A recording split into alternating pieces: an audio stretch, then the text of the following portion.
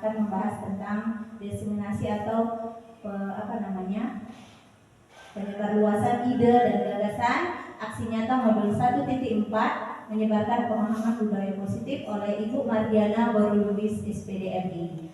Baik, sebelumnya kepada yang terhormat Ibu Kepala Sekolah dan kepada Bapak dan Ibu guru hebat, ibu-ibu guru yang hebat di SDN 105384 Pisangkala, Kecamatan Galang.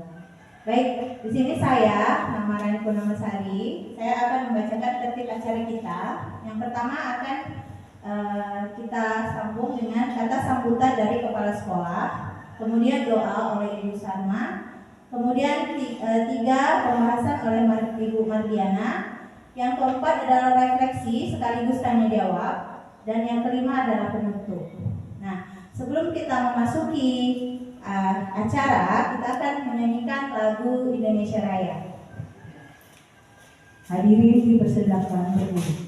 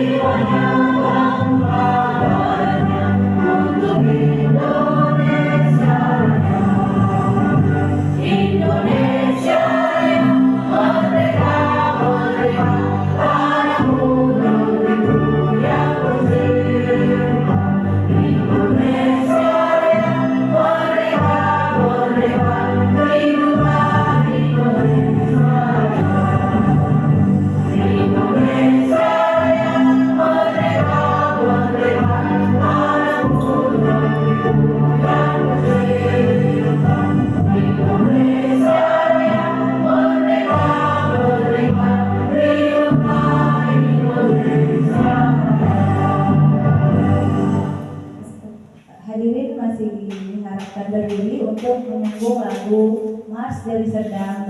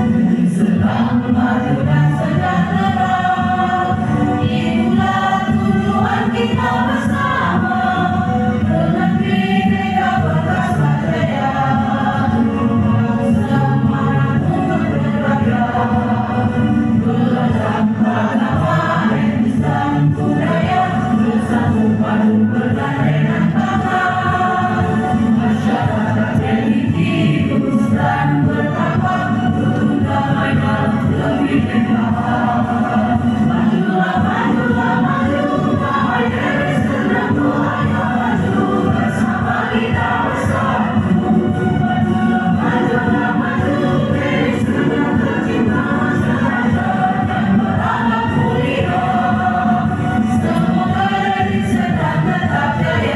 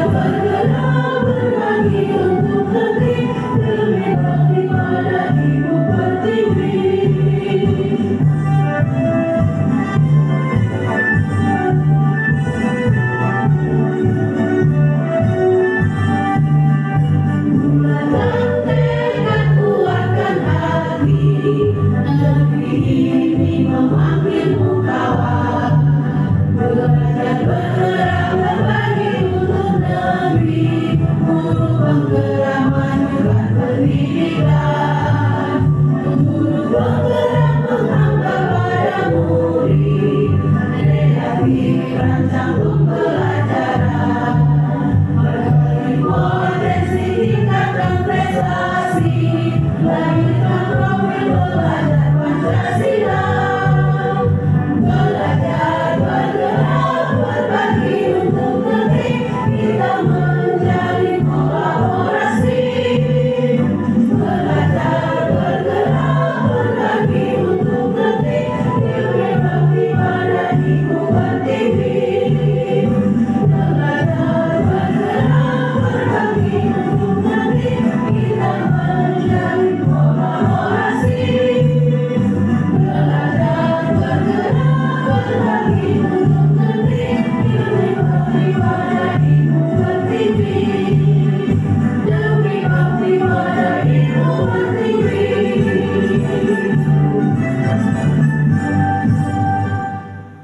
Baik hadirin, silakan duduk kembali.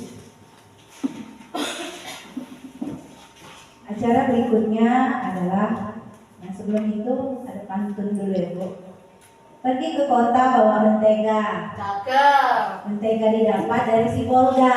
Cakep. Kita bertemu dalam kegiatan aksi nyata yang diadakan oleh Bu Mardiana.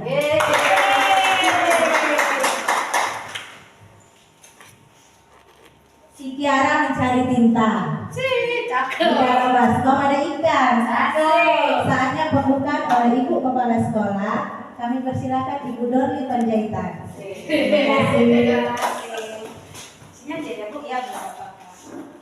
Assalamualaikum warahmatullahi wabarakatuh. Yang saya hormati kedua ibu penggerak dan juga ibu-ibu yang berhadir di ruangan ini. Adapun kita buat perkumpulan itu yaitu melanjutkan dari kinerja kedua guru penggerak yang ada di bersama kita. Terima kasih kepada Bu Mardian dan juga Bu Rani yang mengikuti guru penggerak, yaitu tadi dengan aksi nyata yang dibawakan Bu Mardian, apa tadi Bu?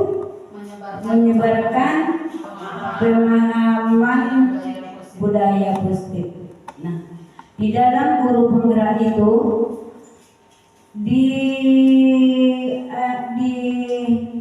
diutamakan, diperbuat, dilaksanakan di sekolah.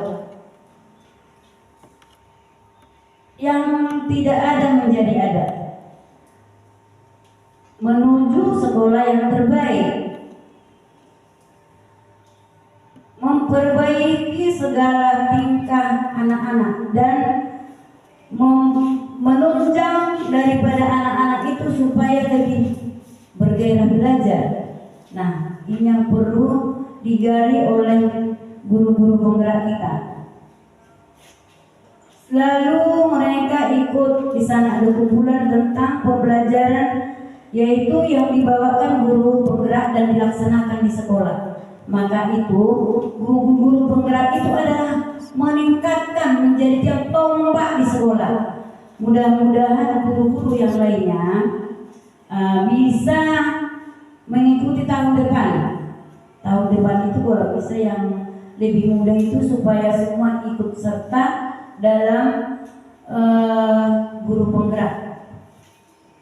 Nah, setiap sekolah yang ada guru penggerak, di situ harus ada titik segi baiknya. Jangan lagi sama dengan sekolah yang tidak ada guru penggeraknya. Di saat kita pekerjaan kita sehari-hari juga harus nampak dari guru, apalagi dari murid, kebersamaan itu, kerja baktinya itu di sekolah, keseragaman baik di baju, di dinas. Nah, dari situ pertamanya. Istilahnya kita masuk ke sekolah itu harus kita lihat teliti dari gerbang. Nah, kalau dia untuk besoknya untuk murid, seharusnya yang digerakkan guru penggerak itu setiap murid datang, gurunya udah menyambut di gerbang. Seperti itulah tujuannya. Nah, dari situ bertahap demi bertahap maka sekolah itu maju. Jadi kami harapan kepada guru penggerak kami yang sudah maju untuk tahun ini, kami berharapan dari kepala sekolah untuk meningkatkan sekolah kita sudah baik lebih baik lagi. Kepada guru-guru kami yang muda termasuk Bu Risma, Bu Tuti, supaya tahun-tahun besok ada waktunya lagi meluangkan waktu, meluangkan pikiran, meluangkan hati untuk ikut jadi guru penggerak, meningkatkan sekolah kita. Sekian dan terima kasih. Assalamualaikum warahmatullahi wabarakatuh. Terima kasih atas sambutannya pada Ibu Kepala Sekolah. Memang benar Bu, mengikuti itu menambah cita rasa makanan itu ya. Nah, silakan nanti Bapak dan Ibu Bu Tuti sama Bu Risma ikut gabung yuk. Baik, acara selanjutnya si Rara mencari es boba. Di dekat pohon ada buah pepaya. Acara selanjutnya adalah pembacaan doa yang akan dibawakan oleh Ibu Salma. Pada Ibu Salma, kami persilahkan. Marilah kita berdoa untuk ibu yang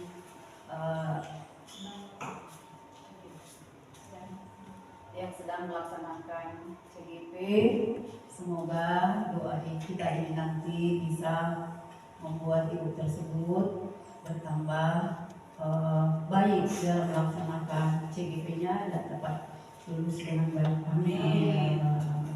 Bismillahirrahmanirrahim. Ya Allah, ya Tuhan kami yang Maha Kuasa, pada saat hari ini kami sedang melakukan kegiatan aksi nyata menyebarkan pemahaman budaya positif. Semoga setelah nanti kami ya Allah selesai melaksanakan aksi budaya positif ini, kami dapat menerapkan di sekolah kami ini, dan kami guru-guru dari kelas 1 sampai dengan kelas 6 dapat menerapkan di kelas masing-masing. Amin, amin, amin ya rabbal alamin.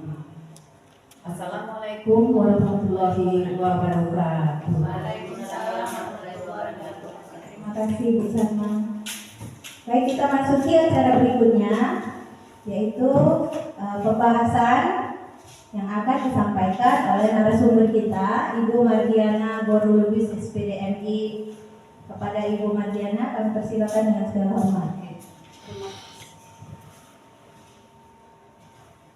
Baik, terima kasih kepada Ibu Moderator yang memberikan kesempatan pada saya hari ini untuk berdiri di depan ibu-ibu semuanya dalam rangka aksi nyata modul 1.4 menyebarkan pemahaman budaya positif. Sebelum kita lanjut, sedikit ada pantun Bu, karena memang kami di guru penggerak ini ramai pantun, semuanya pantun. Fasilitator saya dari Bengkulu pun memang dari Serdang terkenal dengan pantun katanya. Jadi pagi-pagi enaknya minum kopi, tambah nikmat jika ditemani dengan roti. Apa kabar Bapak Ibu di sini? Selamat salam sehat untuk kita semua hari ini. Oke, kita lanjutkan saja ya Bu. Oke. Nah, saya di sini di Guru Penggerak Angkatan 10 dinaungi oleh dua orang yang hebat, guru hebat. Fasilitator saya Ibu Sukarlin, ini berasal dari Bengkulu, serta Ibu pengajar praktik yaitu Ibu Sri Widayani Girsang. Ini guru penggerak Angkatan 7 yang sama-sama bertugas di Kecamatan Galang. Oke, kita lanjut. Nah, Merdeka, menurut Ki Hajar Dewantara, merdeka itu artinya tidak hanya terlepas dari perintah, akan tetapi juga cakap memerintah diri sendiri. Nah, di sini ada konsep inti budaya positif. Apa-apa aja dia itu satu, ada perubahan paradigma belajar, lanjut dengan disiplin positif, nilai-nilai kebajikan dan kebutuhan dasar manusia, motivasi perilaku, posisi kontrol guru, keyakinan kelas dan segitiga restitusi. Nah, dalam budaya positif inilah yang bagian-bagian yang memang perlu kita sebagai pendidik sedikit tidaknya ya harus bisa tahu. Apa-apa aja dia dari ini penjelasannya akan kita lanjutkan berikutnya. Oke, pembelajaran dengan paradigma baru merupakan pembelajaran yang dirancang berdasarkan prinsip pembelajaran berdiferensiasi sehingga para peserta didik belajar itu sesuai dengan kebutuhannya, berdasarkan perkembangan sesuai dengan teori psikologi modern untuk mewujudkan profil pelajar Pancasila. Miskonsepsi tentang teori kontrol itu ada ilusi mengontrol murid, ada ilusi bahwa semua penguatan positif efektif dan bermanfaat, ilusi bahwa kritik ya dan membuat rasa bersalah mampu menguatkan karakter, dan ilusi bahwa orang dewasa berhak memaksa. Inilah miskonsepsi tentang teori kontrol yang sebenarnya ini kalau kita terapkan ini sebenarnya salah kita, ya. Gimana nanti kelanjutannya akan dibahas selanjutnya. Nah, di sini ada mengubah paradigma stimulus respon ke pendekatan teori kontrol. Di sini ada stimulus responnya realitas atau kebutuhan kita sama, teori kontrolnya realitas kebutuhan kita berbeda. Semua orang melihat hal yang sama. Bapak Ibu, maaf ada kesalahan teknis tadi sedikit. Kita lanjutkan. Di stimulus respon, perilaku buruk dilihat sebagai suatu kesalahan, tetapi di dalam teori kontrol semua perilaku baik buruk, baiknya baik juga itu semua memiliki tujuan. Orang lain bisa mengontrol saya, tetapi dalam teori kontrol hanya Anda yang bisa mengontrol diri Anda. Dan saya bisa mengontrol orang lain, tetapi dalam teori kontrol Anda tidak bisa mengontrol orang lain. Dan pemaksaan pada saat bujukan gagal. Di dalam teori kontrol ada kolaborasi dan konsensus menciptakan pilihan-pilihan baru. Di berikut terakhir, model berpikir menang kalah, tetapi dalam teori kontrol model berpikir menang.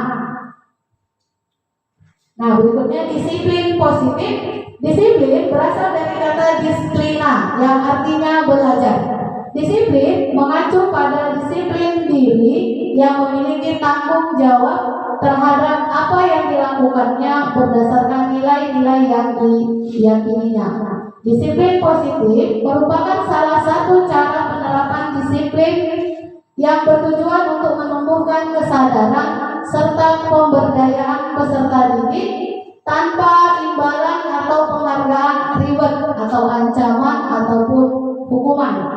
Nah, sebagai pendidik, tujuan kita adalah menciptakan peserta didik yang memiliki disiplin diri sehingga mereka berperilaku mengacu kepada nilai-nilai kebajikan universal dan memiliki motivasi intrinsik dalam perubahan perilaku ke arah yang lebih baik. Nilai-nilai kebajikan apa saja yang disepakati bersama, lepas itu dari suku bangsa, baik agama, bahasa maupun latar belakangnya. Nah, berikut ini ada contoh-contoh nilai kebajikan institusi atau suatu organisasi. 1. Profil belajar Pancasila, beriman dan bertakwa pada Tuhan Yang Maha Esa, berkebinekaan global, gotong royong, mandiri, kreatif dan bernalar kritis. Dan yang berikutnya ada Ibu Primarias program atau FYP, toleransi, rasa hormat, integritas, mandiri, menghargai antusias, empati, keingintahuan, kreativitas, kerjasama, percaya diri, dan komitmen. Dan yang ketiga, keterampilan hidup atau life skill, di mana di situ dapat dipercaya, lurus hati, pendengar yang aktif, tidak merendahkan orang lain, dan memberikan yang terbaik dari diri. Nah, kebutuhan dasar manusia. Kebutuhan dasar manusia adalah segala sesuatu yang kita lakukan untuk mendapatkan apa yang kita inginkan. Seluruh tindakan yang kita lakukan memiliki tujuan tertentu, dan semua usaha terbaik yang kita lakukan adalah dalam rangka agar kebutuhan dasar kita terpenuhi dengan baik. Jadi kita ini Bu, sebagai manusia ada 5 kebutuhan dasar yang perlu dipenuhi. Itu makanya kadang kalau di sekolah anak-anak sering kita lihat buat masalah. Sebenarnya ada kebutuhan dasar yang mau dipenuhi dia, itu dari kita apa? Ya. Nah, apa-apa aja kebutuhan dasar manusia itu? Kebutuhan dasar manusia itu ada 5. Satu, ada kebutuhan dasar bertahan hidup. Makanan, pakaian, tempat tinggal, keamanan, dan kesehatan. Yang kedua ada kasih sayang dan rasa diterima. Di sini dirasa terima, dipedulikan, berbagi, kerjasama, dan menjadi bagian dalam suatu kelompok.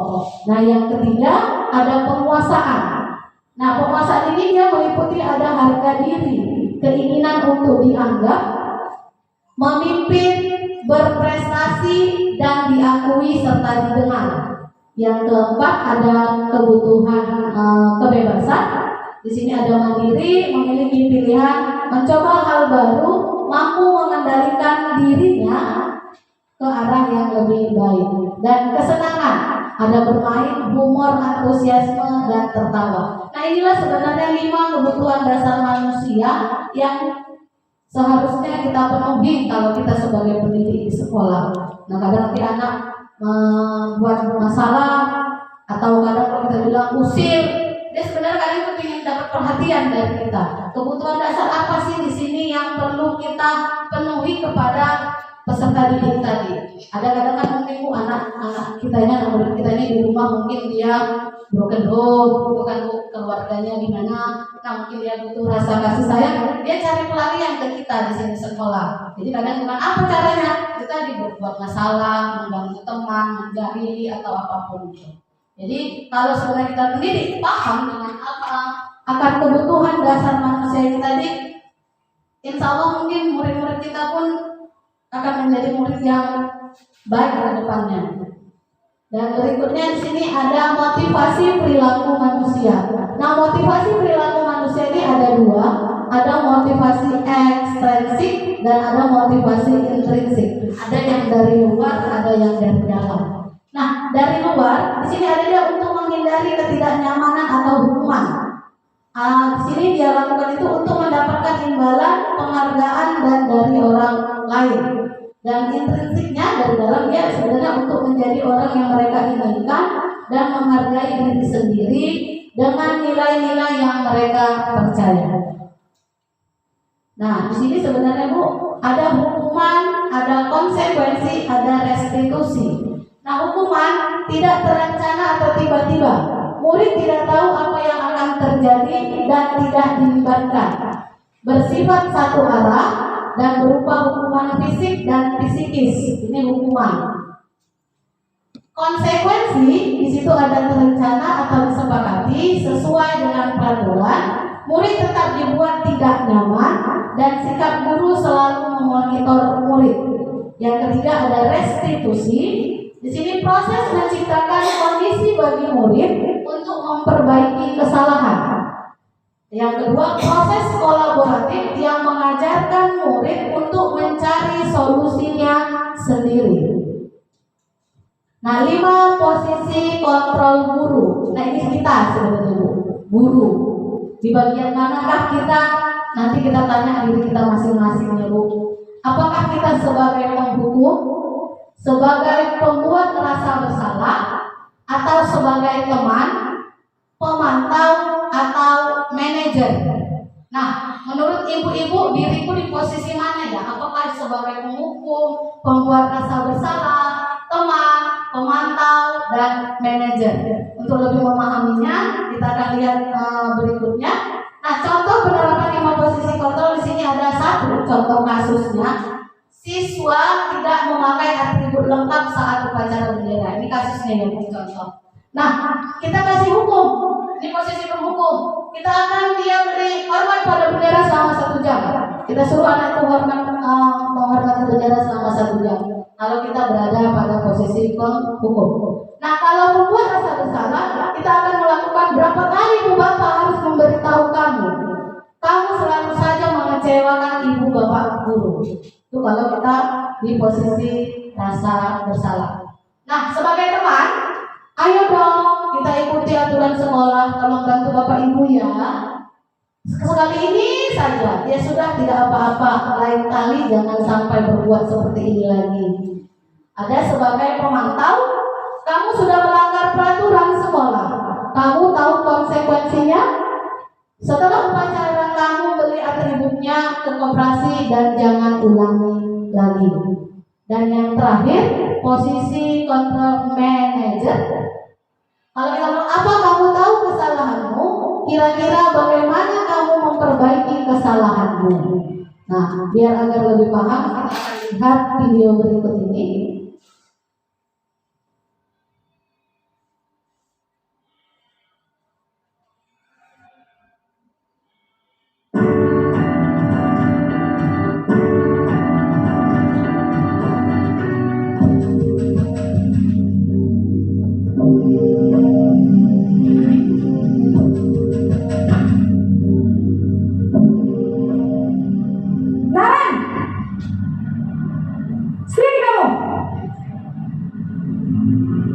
Selamat pagi Bu. Selalu terlambat. Kamu deh pasti terlambat. Maaf Bu, saya Apa? Apa coba? Alasan kamu apa lagi? Kapan sih kamu tidak terlambat? Malas sekali ya kamu jadi anak. saya Dasar pemalas. Gak kapok-kapok sih kamu. Sudah berapa kali terlambat? Sana, kamu keliling lapangan basket 2 kali. Kenapa saya harus keliling lapangan basket Bu? Kenapa? Kamu melarang ibu. Berani-beraninya jawab. Sudah terlambat, masih berani jawab pula. Sekarang, keliling lapangan basket 5 kali sekalian. Biar kapok. Cepat. Pergi sana ke lapangan basket. Itu sebagai penghukum Bu. Ini sebagai pembuat rasa bersalah.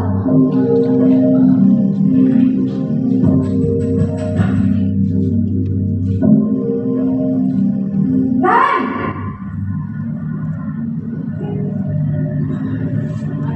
Selamat pagi Bu.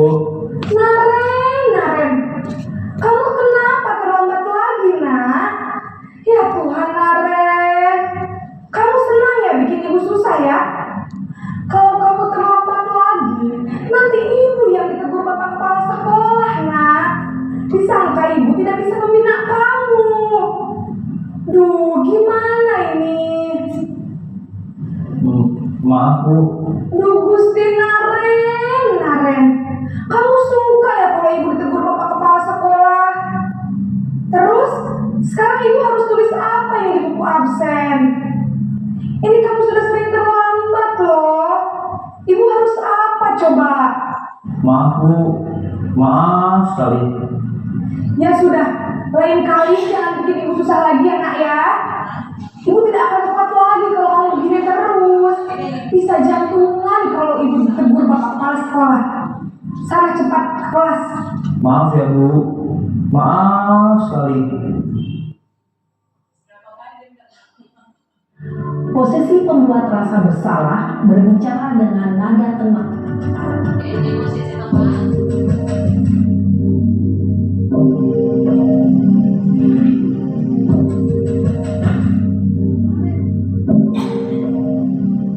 Naren,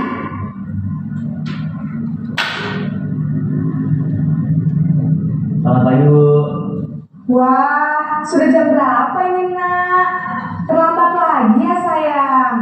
Iya Bu, habis ibu saya lupa bangunkan saya Bu. Kamu malah menyalahkan ibu kamu. Kamu bukannya anak yang larinya paling kencang. Kok terlambat sih? Iya Bu, saya memang terlambat bangun tadi. Jadi biarpun saya lari kencang, tetap gak kejar Bu. Ya sudah sana, nanti lain kali larinya lebih kencang lagi ya, biar gak terlambat lagi. Bikin seneng ibu, demi ibu, bisa kan? Bisa lah Bu. Ya sudah sana masuk kelas, ibu beresin urusan absen kamu. Kamu ini ada-ada saja. Sekarang sebagai pemantau, pemantau.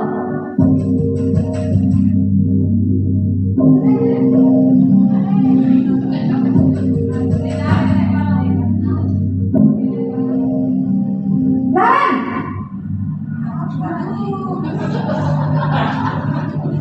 Selamat pagi Bu. Naren, apa peraturan sekolah kita tentang jam berapa kita harus masuk sekolah, nak? Kita harus di sekolah jam 7 Bu. Iya betul, sekarang sudah jam 7.20. Naren sudah tahu konsekuensinya jika terlambat hadir. Paham Bu, saya harus tinggal kelas pas jam istirahat selama 20 menit. Iya benar, konsekuensinya demikian. Jadi nanti jam 9.30 pas istirahat, kamu harus tinggal di kelas, kerjakan tugas tambahan untuk ketertinggalan kamu, ya? Baik Bu. Posisi manajer.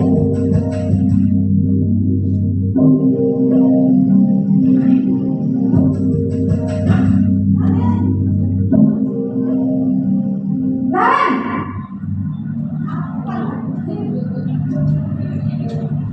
Selamat pagi Bu. selamat pagi Naren. Maaf Bu, saya terlambat. Iya, sekolah masuknya jam 7, sekarang sudah jam 7.20. Jadi sekarang bagaimana ini Naren? Maaf Bu, saya lupa setel alarm saya semalam. Baiklah, menurut kamu, keyakinan sekolah yang mana yang perlu kamu tingkatkan? Menghargai diri sendiri dan orang lain mungkin ya Bu. Setuju. Jadi, apakah Naren meyakini prinsip saling menghormati tersebut? Iya Bu, saya meyakininya. Apakah Naren bersedia memperbaiki masalah keterlambatan ini? Bersedia Bu. Bagaimana kamu akan perbaiki masalah keterlambatan ini? Saya akan coba untuk tidak lupa menyetel alarm saya Bu. Baik, kalau Naren lupa menyetel alarm di rumah, ada orang yang kira-kira bisa bantu mengingatkan tidak? Ada Bu, kakak saya, Kak Emma. Ada lagi selain Kak Emma? Selain Kak Emma, ada ibu saya. Baik, jadi yang mengingatkan Naren adalah Kak Emma dan ibu kamu ya. Kira-kira akan mulai setel alarm kapan nih Naren? Setelah pulang sekolah, akan segera saya lakukan. Baik, jadi Naren akan setel alarm untuk bangun besok pagi dan akan diingatkan oleh kakak dan ibunda Naren ya. Ada lagi yang mungkin perlu dilakukan Naren agar tidak terlambat bangun lagi? Tidak ada Bu. Baik Naren, terima kasih untuk kerjasama kamu.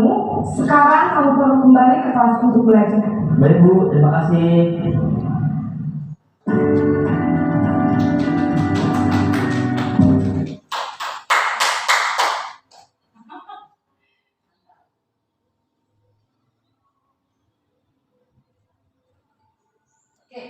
Dari video tadi yang sama-sama sudah kita saksikan, udah bisa dong meraba-raba atau membaca dirinya di posisi mana gitu. Dan yang mana yang awalnya terlambat? Dan yang mana yang kita benar kata Ibu Kepala Sekolah. Saya sebenarnya memang sebelum mengetahui tentang ini, memang iya, kalau sebagai penghukum rasanya hampir semua rata guru itu seluruh gitu iya. Sebagai penghukum, sedikit-sedikit menghukum murid, kepikiran menurut kita menghukum murid itu akan membuat dia jerah, tetapi sebenarnya tidak Ibu. Semakin kita sudutkan dia, semakin kita hukum dia akan semakin dendam, membuat terus membuat kesalahan akan terus berlanjut. Benar dari kata ibu kepala sekolah, mana sih yang benar yang mau kita terapkan? Nah, sebenarnya yang mau kita terapkan baiknya di sini. Oke, tadi posisi kontrol apakah aku? Kalau saya tanya satu-satu mungkin. Oke, ibu kepala sekolah dari ibu. Oke, kalau sebagai teman selama yang sudah saya pelajari dari modul 1.1 sampai 1.4, kalau kata sebagai teman Bu, dia akan menganggap kita remeh Bu. Dia akan menganggap kita nggak apa-apa kok ibu itu. Tidak ada rasa hormat murid itu kepada kita nantinya. Kalau kita memposisikan diri kita sebagai anak murid tadi. Terakhir, yang benar memang ada sebagai manajer. Kita memanajeri anak untuk dia tahu apa salah dia dan dari dia juga cara mengatasi masalah yang dia hadapi. Salah juga. Kenapa dia selalu terlambat? Apa sebabnya itu perlu ditanya. Latar belakangnya, kenapa? Itu dia. Ada latar belakang yang terjadi pada diri si anak, makanya dia melakukan kesalahan itu tadi Bu. Ya benar. Oke, ada latar belakang yang memang perlu. Saya juga waktu itu kan, saya dikasih kenapa seperti ini? Jadi saya telusuri, rupanya ayahnya masuk penjara, mamanya tergeletak, sakit. Iya Bu. Jadi dia harus kasih makan mamanya, dan itu dia makan. Jadi lama-lama saya nggak pernah. Kalau yang begini, kenapa dia perlu ditanya? Oke, gini Bu. Oke, nanti akan ada sesi tanya jawab Bu dari Ibu moderator.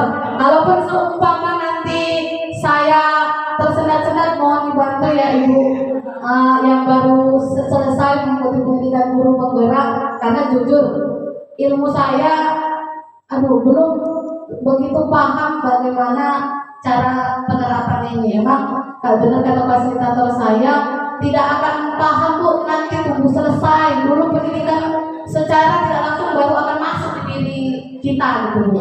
Kalau untuk saya sekarang meraba-raba itu ya Bu, ya Ibu Rania bersedia ya Ibu. Oke, kita akan lanjut. Nah, posisi kontrol apakah aku? Di sini saya kecewa sekali dengan kamu. Nah, apa rencanamu untuk menyelesaikan masalah hari ini? Ini sebenarnya betul sebagai penghukum, pembuat rasa bersalah, dan sebagai teman, ayo lakukan demi Bapak Ibu ya, demi saya, kita minta anak-anak itu tadi. Nah, yang berikut, kamu tidak pernah mendapat nilai jika tidak mengerjakan tugas. Dan yang terakhir, keyakinan kelas. Mengapa keyakinan kelas? Mengapa bukan peraturan kelas? Nah, ini memang pembelajaran di kurikulum Merdeka menerapkan untuk keyakinan kelas itu perlu. Sebenarnya sih memang kalau dulu itu ada peraturan kelas, sekarang diganti dengan menerapkan keyakinan kelas. Nah, sebenarnya kalau guru yang baik tadi, sebelum kita untuk memulai pembelajaran, kita harus menanyakan dulu keyakinan kelas kita terhadap anak-anak. Nah, keyakinan kelas ini ya boleh apa aja Bu? Boleh Bu, selama belajar tidak boleh ribut, tidak boleh makan Bu. Dari dianya kita minta apa keyakinan kelas. Nah, setelah datang keyakinan kelas dari mereka, kita terapkan gitu. Kita belajar berarti tidak boleh ini, tidak boleh ini, tidak boleh ini, gitu ya Bu. Nah, yang berikutnya, mengapa tidak peraturan saja? Mengapa harus keyakinan kelas? Mengapa kita memiliki peraturan harus menggunakan helm? Ini contohnya, bila mengendarai kendaraan roda 2. Mengapa kita memiliki peraturan 3M, menggunakan masker, mencuci tangan, dan menjaga jarak 1,5 meter? Nah, yang ketiga, mengapa kita memiliki peraturan harus datang tepat waktu pada saat mengikuti pelatihan? Untuk mendukung motivasi intrinsik, kembali ke nilai-nilai keyakinan lebih menggerakkan seseorang dibandingkan mengikutkan serangkaian peraturan-peraturan. Ini contoh nyatanya sih sebenarnya Bu, 2 tahun yang lewat atau beberapa tahun yang kita COVID, kita dianjurkan oleh pemerintah untuk memakai masker, menjaga jarak, dan mencuci tangan gitu ya Bu. Nah, secara tidak langsung setelah itu terlewati, berlalu, kita lihat sekarang banyak nggak orang yang menggunakan masker itu sekarang sudah menjadi kebiasaan. secara tidak sadar itu akan menjadi sebuah kebiasaan, ya kan? Pakai mau naik kendaraan kereta, pakai masker dan menutupi abu. Jadi kebiasaan peraturan-peraturan yang diterapkan tadi lama-kelamaan dia akan menjadi suatu kebiasaan yang baik, ya. Nah, pembentukan keyakinan kelas di situ bersifat abstrak berupa pernyataan universal, dibuat dalam pernyataan positif, sedikit saja agar mudah diingat, sesuai dengan kondisi kelas dan sekolah, sehingga mudah diterapkan. Semua warga sekolah atau warga kelas dilibatkan saat membuat keyakinan kelas. Nah, segitiga restitusi. Nah, ini sebenarnya Bu yang perlu kita lakukan tadi, segitiga restitusi sesuai dengan posisi manajer tadi. Jadi kalau ada anak yang bermasalah atau sebuah kasus yang kita temukan di dalam kelas kita, baiknya cara mengatasi masalahnya itu kita buatlah dengan segitiga restitusi. Apa segitiga restitusi itu? Yaitu suatu proses dialog yang dijalankan oleh guru agar dapat menghasilkan murid yang mandiri dan bertanggung jawab. Jadi apa tahap-tahapan segitiga restitusi? Satu, ada menstabilkan identitas, ada validasi tindakan yang salah dan menanyakan keyakinan. Seperti yang kita lihat di video tadi Bu, di posisi manajer, dia akan menstabilkan identitasnya, validasi tindakan yang salah, serta menanyakan keyakinan kelasnya. Di sini ada contohnya. Menstabilkan identitas yang dibawa itu setiap orang pasti pernah melakukan kesalahan. Jadi kita apain anak? Pasti nak, semua orang pernah melakukan kesalahan. Baik kita sendiri pun pernah melakukannya. Dan kamu bukan satu-satunya yang pernah melakukan ini. Di validasi tindakan, kamu tentu punya alasan mengapa melakukan itu. Dan adakah cara yang lebih efektif untuk mendapatkan apa yang kamu butuhkan? Di menanyakan keyakinan, di situ ada keyakinan kelas apa yang telah kita sepakati dan kamu ingin menjadi orang seperti apa, ya Bu, itu di dalam segitiga restitusi. Dan menstabilkan identitas berdasarkan prinsip membuat kesalahan adalah bagian dari proses pembelajaran. Di situ ada berbuat salah itu wajar, tidak ada manusia yang sempurna. Ibu bapak juga pernah melakukan itu. Ibu bapak tidak mau mencari siapa yang salah, tapi ibu bapak ingin mencari solusi dari permasalahan ini, dan kamu berhak merasa begitu. Yang kedua, validasi tindakan yang salah berdasarkan prinsip perilaku berupaya memenuhi suatu kebutuhan tertentu. Ada, kamu pasti punya alasan mengapa melakukan hal itu, padahal kamu bisa melakukan yang lebih buruk dari ini, ya. Kamu patut bangga karena telah melindungi sesuatu yang penting buatmu, dan kamu melakukannya karena mempertahankan sesuatu yang penting bagimu. Dan menanyakan keyakinannya berdasarkan prinsip teori kontrol bahwa pada dasarnya kita termotivasi secara intrinsik dari dalam apa keyakinan kelas kita dan nilai-nilai apa yang telah disepakati bersama, seperti apa gambaran sebuah kelas yang ideal menurut kamu, dan kamu ingin menjadi orang yang seperti apa. Nah, di sini penutup, dalam penerapan program disiplin positif, hendaknya guru memiliki standar kepribadian, profesional dan sosial yang baik, di mana guru mampu merefleksi dirinya dalam posisi kontrol saat ini. Bagaimana perjalanan dirinya sebagai among atau manajer yang menuntut murid-muridnya menjadi insan yang mandiri, merdeka, dan bertanggung jawab. Ini sesuai dengan standar nasional pendidikan. Oke, terima kasih. Baik, saya akhiri pembahasan materi ini. Saya kembalikan ke Ibu Moderator. Terima kasih.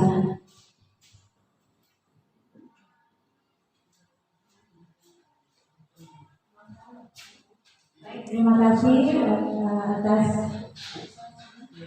pemaparannya Ibu Mardiana.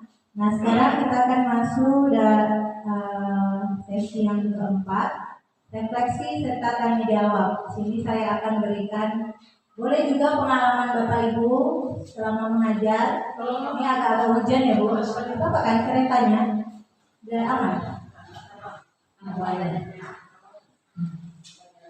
Boleh kita buat sesi untuk bertanya jawab. Ada 2 sesi tanya jawab, 2 pertanyaan. Boleh Ibu Nisma yang mau ditanyakan atau berbagi pengalaman. Berbagi pengalaman saat mengajar murid.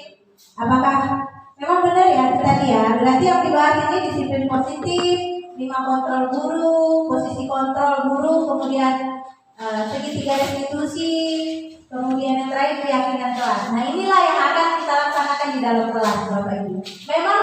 Memang tidak mudah.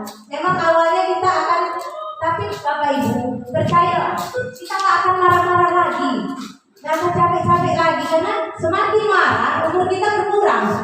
Marah aja kan, udah di rumah capek, di sekolah juga marah. Biarkan Bapak Ibu. Istilahnya murid itu kita tidak mau mentransfer ilmu kita kepada mereka. Kita jangan menganggap mereka itu sebagai kertas kosong yang diisi, kita paksa isi apa di situ. Enggak seperti itu lagi. Murid-murid juga punya kebebasan, mungkin ada masalah di rumah, kita tanyakan dulu, jangan langsung dihukum Bapak Ibu. Karena pernah dulu saya pun udah bertobat ini.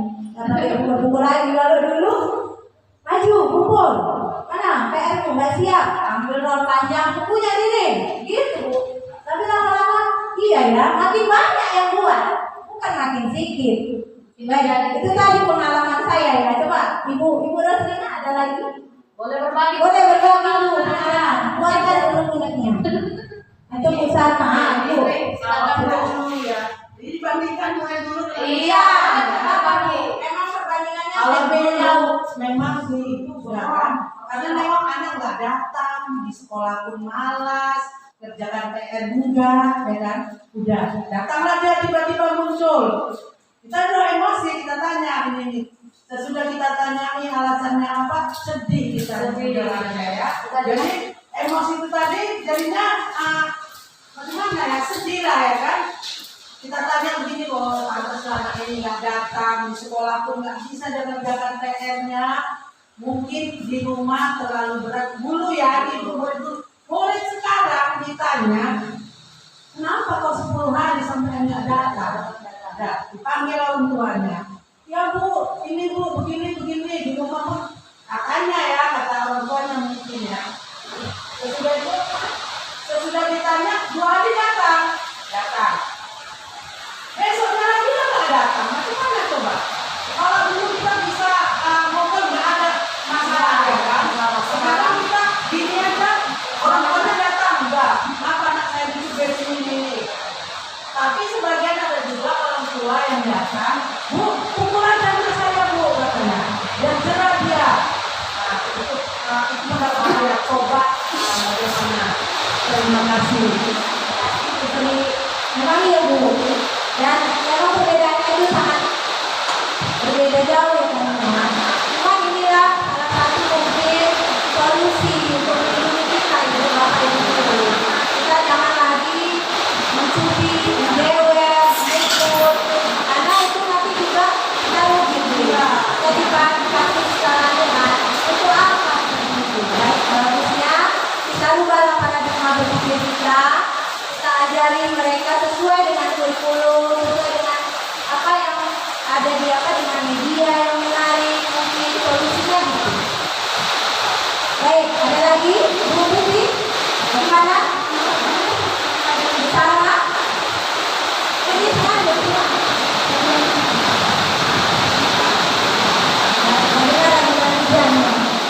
Baik, ada tidak ada Bu Putri?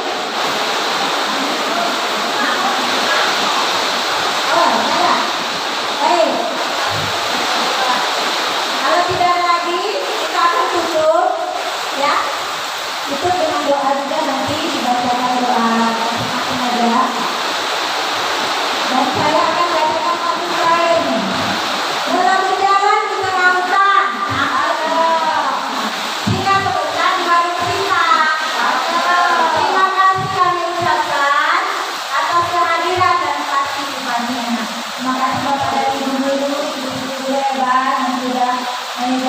waktunya atau untuk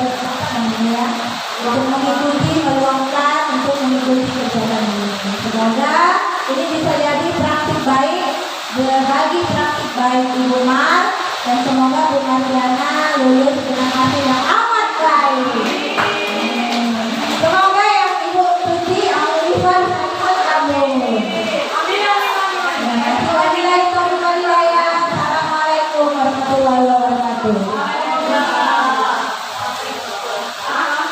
Ibu, ada saya kirimkan di grup link Google, mohon diisi untuk sebagai refleksi kita bersama dari apa pemaparan yang telah saya berikan.